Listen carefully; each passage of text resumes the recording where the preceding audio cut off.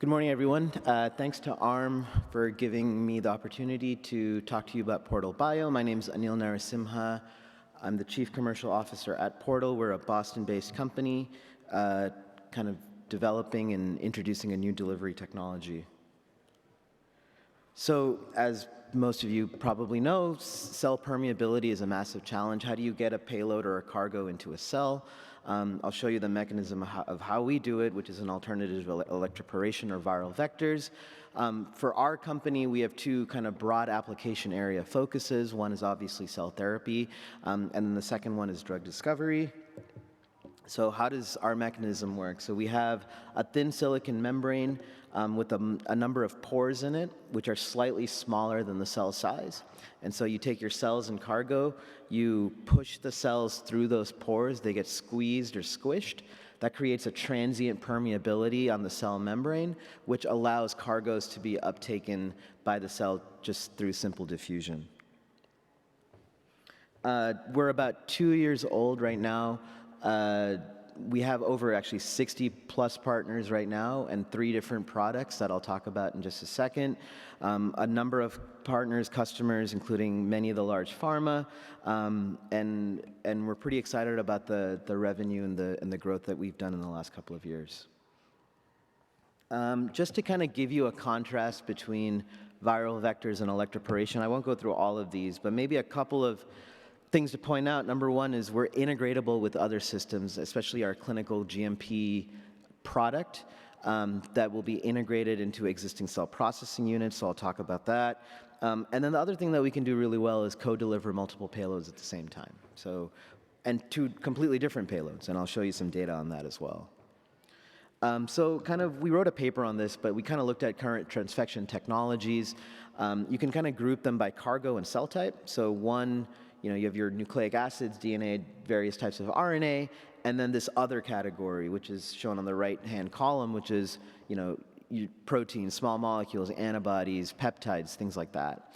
And so kind of in the landscape right now, usually if you're doing kind of a nucleic acid in a cell line, that's fairly straightforward, whether you're using electroporation or even lipofectamine or whatever it is. When you start getting into primary cells, it becomes a little more finicky, and then it's pretty much impossible to do those types of things, the other kind of types of cargo regardless of cell type. And so for us, that's what we're really good at. And we're really good at RNA, we're really good at this other category. So if people have proteins or small molecules, antibodies or even viruses that you want to deliver, we can do that really well. The one limitation that we do have, or something that we just don't focus as much on, are DNA plasmids, just because we deliver into the cytoplasm, not the nucleus. But things like RNPs have an NLS in them, so it'll get shuttled into the nucleus anyway. So CRISPR obviously is a huge cargo area of focus for us. We've done a lot of comparison studies. These are just a couple of data sets that I'll show. These are T cells, so if you compare electroporation and mechanoporation, which is our mechanism of action, and you do a transcriptomic array, you'll see that electroporation, whether it's 6 hours or 24 hours post manipulation, you'll see, it kind of lights up like a Christmas tree that you don't see with mechanoporation, and that also shows the fact that on proliferation is not affected as well. The same thing that we've shown in CD34 positive HSCs as well as iPSCs. In fact, with HSCs, we've made sure that functionality remains there. So we've shown engraftment of these HSCs into mice. So the moral of the story is we feel like we have a very gentle approach that doesn't really perturb unwanted things that you don't necessarily want to perturb. So we have 4 products, let's say 3 that are in circulation right now, an R&D scale instrument, which is the size of a tissue box, a high throughput system that's geared or compatible with 96 and 384 well plates, as well as 1536 well plates, and then our clinical scale integration that I'll talk about. I'll kind of skip the high throughput integration, but if people are interested, please let me know. And then we were fortunate to receive a DARPA grant for $8 million to actually develop a field deployable system for RBC engineering. So if anyone's interested in that, we have a lot of experience with red blood cell engineering and delivery. So as I was saying, our R&D scale instrument is about the size of a tissue box. And then on the right there is our consumable delivery cartridge, which we call a booster. And that houses that silicon membrane with the pores in it. And so as you can imagine, depending on the cell size, we have different pore sizes, anywhere from 3 microns to 15 microns, which usually 90% of cells are within that range. If you have a larger cell type, let us know. We can make a custom cartridge for you.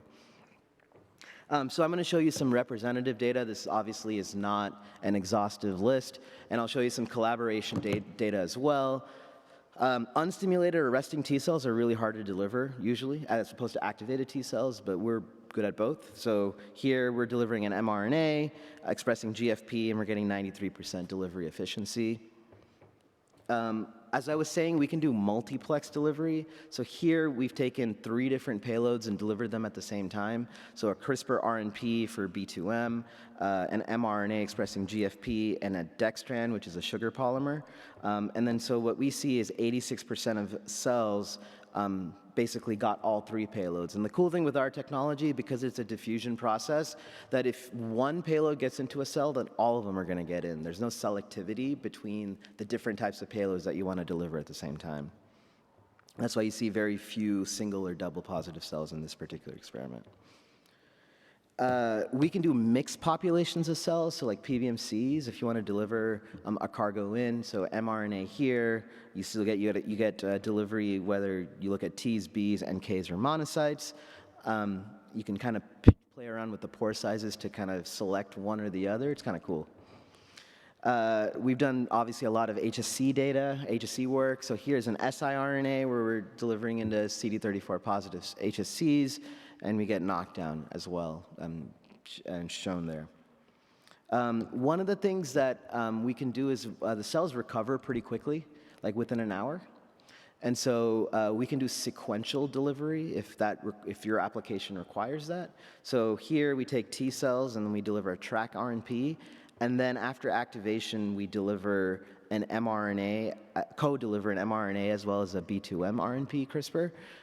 And again, so you can think of those as 2 independent delivery events. So if you're getting 70% efficiency for both, you should get like 49% delivery for both events, and we're getting 51%. So it's pretty consistent that way. So we collaborate with a number of folks. In this particular case, we're showing data from Mass General, where we've taken activated T cells, or they've taken activated T cells, and then simultaneously delivered a CD19 CAR circular RNA. We actually really like delivering circular RNA because first, other technologies have trouble with it because of the pseudouridine modifications. Plus, it's more stable than mRNA, so it lasts about twice as long, depending on the cell type. So here we take CD19, or they take CD19 CAR circular RNA, as well as membrane-bound IL-12 circular RNA, and then deliver that into T cells. And then we looked at they looked at cytotoxic activity, the effector target assay, which is pretty common. And as with the boosted cells, that's our lingo for delivered cells, you get that more functionality of those cytotoxic T cells. We have a collaboration with Rooster Bio with MSCs. And so here we've delivered an mRNA. This is just, again, representative of GFP. And so we're able to deliver an MSC. So if people are interested in EVs, let us know, because we have a couple of collaborations in that realm. Just kind of briefly, as I was mentioning, we also have another instrument that kind of is conducive or compatible with 96 or 384 well plates. It can be offered 2 ways. One is a separate instrument, shown on the right, which we call our Galaxy system. This can be integrated into a liquid handler. We actually launched this at SLAS earlier this year with Eppendorf and their EP Motion, although we have collaborations with Opentrons and Beckman and Hamilton as well. So that's one way of thinking about it. The other way of thinking about it is actually doing an inline integration. So just taking the consumable, forget the instrument, taking the consumable and directly integrating it in line into a liquid dispenser.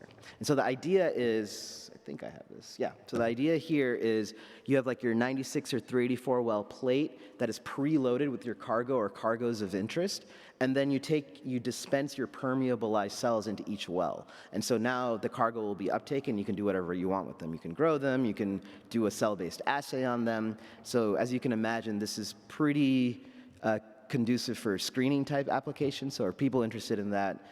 We do have a lot of traction in this. We launched it earlier this year. And we got consistency throughout. So whether it's plate 2 versus plate 7, typically you can do about 5 to 10 plates and over 1 billion cells in this particular with this particular instrument. The R&D instrument, you can do about, per cartridge, you can do 100 million cells at a time. All right, so what's exciting for us, and we just launched this at ASGCT earlier this year, is what we call our clinical scale integration. And so it's basically, think of it as our consumable that I showed you earlier, except it's a bigger version of it. So you can do billions of cells, it's just a bigger chip. And then the idea is you integrate this in line into a cell processing system. And so we were fortunate to have a very close collaboration with Fresenius Kabi. Basically, we've demonstrated the fact that we can inline either tube weld or Luer lock, depending on what the system is, but basically tube weld in this case, a delivery component into the LOVO or the Q. And so, which is really exciting because now, instead of having a separate instrument for your delivery needs or for your engineering needs, you can actually do this in line in the same instrument as your normal cell processing and PD step. So it basically, hopefully, simplifies the workflow so you don't have to do an extra step of trying to get cells back in after they've been engineered. It's a one-step process. So that's what we're really excited about. This is already GMP. We've gone through the process already, and so we're excited to kind of really take this up in terms of using this as a PD, a cell manufacturing tool. We've also been able to demonstrate integration with one of our collaborators, Thermo Fisher, with their Rotea system, as well as others. There's others that we're in talks with, but if you have a cell processing system, chances are we'll be able to integrate our clinical grade consumable, which has that chip again. It's just a bigger chip too. We also have collaborations on the centralized manufacturing with Multiply Labs and integrated point of care, which I won't necessarily talk about right now. Just data-wise, we've taken a leukopak just as a proof of concept. We've added dextran, which is that sugar polymer. Representative, we've done this with a variety of different cell processing systems. Representative data of the Rotea, we remain with high viability and good efficiency as well. We published a white paper with Scale Ready, which if you go to the booth, you'll see we have an application note on it, so I highly suggest you go there. But just one of the data sets that we have is we took T cells, we boosted them, meaning we delivered them using our R&D system, a CRISPR construct, and then we put that into a G-Rex, activated, expanded them, and then at the clinical scale, so we're talking billions of cells, we delivered an mRNA. And what's cool is, the cell expansion remains normal, the viability remains high, and then even at that clinical scale, we're getting 94% efficiency of mRNA delivery into these T cells. We've done, our predecessor company, Squeeze, had had clinical trials, and so what was really important for us to show is that what we see at the research scale, we're also seeing at the clinical scale, and so each dot in the cGMP performance is a different donor. So we're seeing that consistency throughout at that clinical scale. So what our goal is to really think about, or for you guys to think about, hopefully, is this idea of software changes instead of hardware changes when it comes to a cell, right? Because obviously you don't have risk of genetic modification, and you can modulate the cell function in a transient period, which is sometimes good. Something like IL-2, which is great for T cells, but you also want that to go away after a while. So delivering an RNA for membrane-bound IL-2, as an example, is something that could be really beneficial for whatever application that you're doing. So think about enhancing memory, survival. We've done a lot of killing assays by delivering granzyme B and perforin, and homing too in CXCR4. So 3 of the applications that we have current partners with and we're looking for more are potentially eliminating preconditioning in HSCs, TILs, improving effector functions for CARs, TCRs, NKs, and TILs, and then driving differentiation from iPSCs, or either reprogramming from a cell type into iPSCs, which we have a lot of experience with too. Just as an example, with 15 seconds left, we have a lot of data with kind of delivering CXCR4 to kind of eliminate, or at least kind of resemble that elimination of preconditioning. That is kind of a big problem in the field today right now. Sorry, I'm going to skip over that, but if people want to talk to me more, that would be great. And so with that, again, we're always open for collaboration, looking for new partners and customers. We're pretty excited about the growth that we've made, and we'll continue to work with you guys if you guys are interested. So thank you.